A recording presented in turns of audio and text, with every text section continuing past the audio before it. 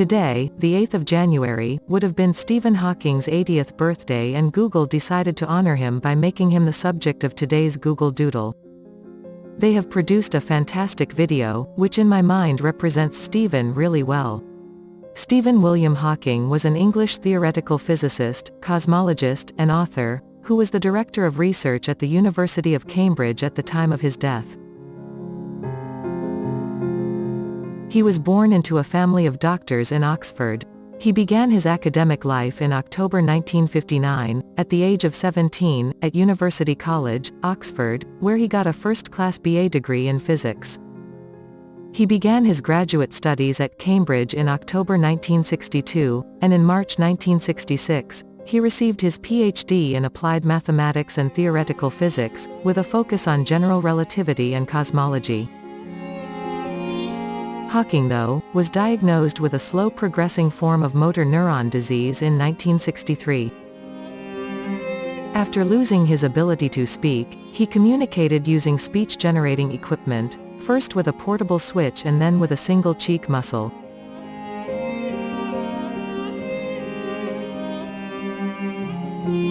Hawking began his education at London's Byron House School. He attended 2 independent schools after passing the 11+, a year early. Hawking's father wanted his son to attend the famous Westminster School, but Hawking, who was 13 at the time, was sick on the day of the scholarship exam. Hawking stayed at St. Albans though because his family couldn't afford to pay for his education without a scholarship. He hung around with a group of friends who shared his interests in board games, pyrotechnics, model planes and boats, and long discussions about Christianity and extrasensory perception. In 1958, with the help of his mathematics teacher, he began assembling a computer, out of clock parts, an old telephone switchboard, and other recyclable components. Stephen Hawking failed academically initially despite his nickname Einstein at school. Over time, he began to show a high talent for scientific subjects, and he chose to major in mathematics at university. Hawking's father, on the other hand, advised him to go into medicine because there are few jobs for math graduates. Hawking's majors were physics and chemistry. He was given a scholarship after completing the tests in March 1959.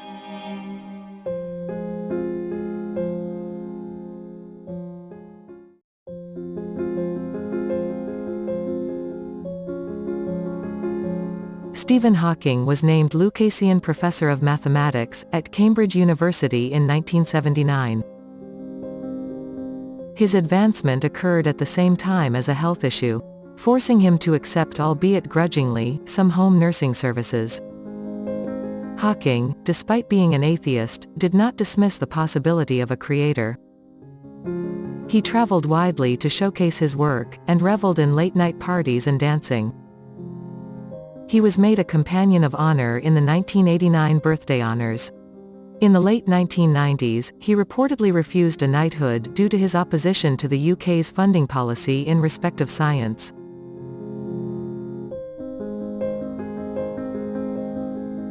He continued to travel extensively while still writing regularly, including visits to Chile, Easter Island, South Africa, Spain, Canada, and many journeys to the United States.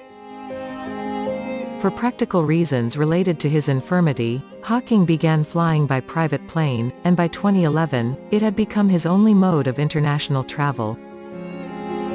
There is no doubt that he was a genius, but he was also a little eccentric. On June 28, 2009, he put his 1992 theory that time travel is virtually impossible to the test. Hawking threw a party for everyone, complete with hors d'oeuvres and iced champagne, but only announced it after it was all over. So that only time travelers knew about it, so as expected, no one turned up.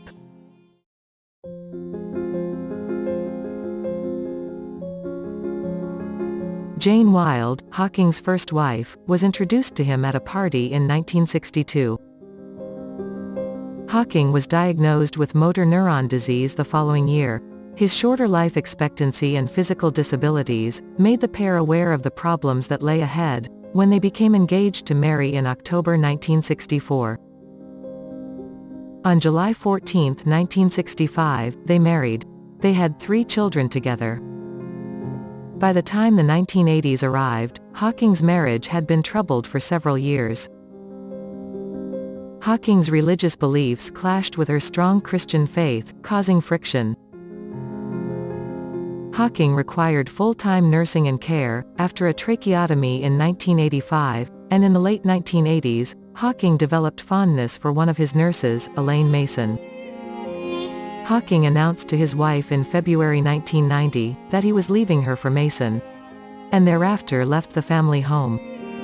In 1995, he divorced Jane, and was married to Mason in September. Hawking and Mason divorced discreetly in 2006, and he rekindled his ties with his first wife Jane, his children and grandchildren.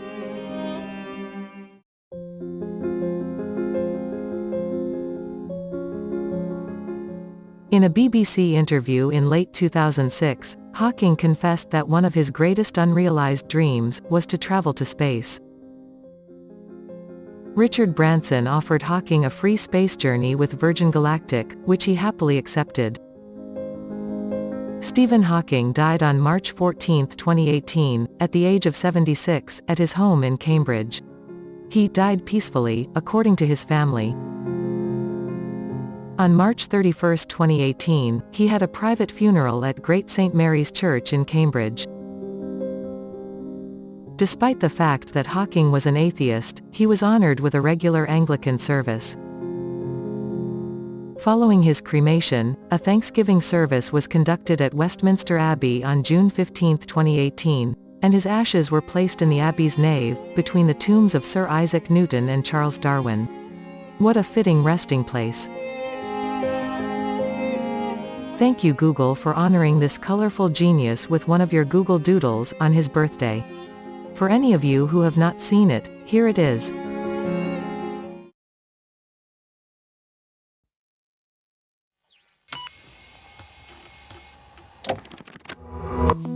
My name is Stephen Hawking.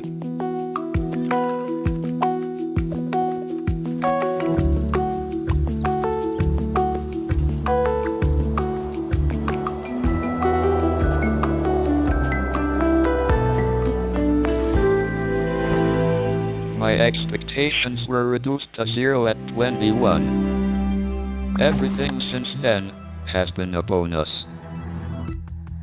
Although I cannot move, and I have to speak through a computer, in my mind I am free.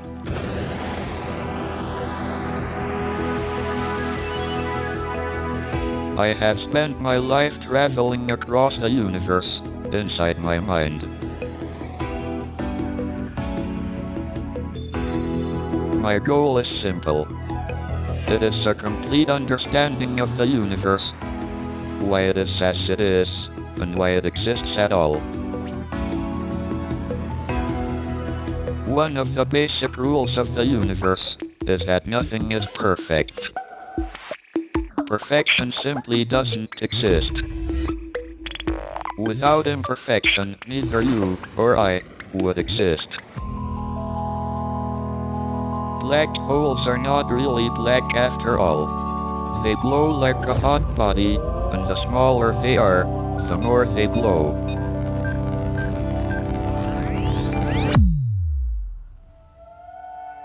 We are very, very small. But we are profoundly capable of very, very big things. There should be no boundaries to human endeavor. However bad life may seem, while there's life, there is hope. Be brave, be curious, be determined. Overcome the odds. It can be done.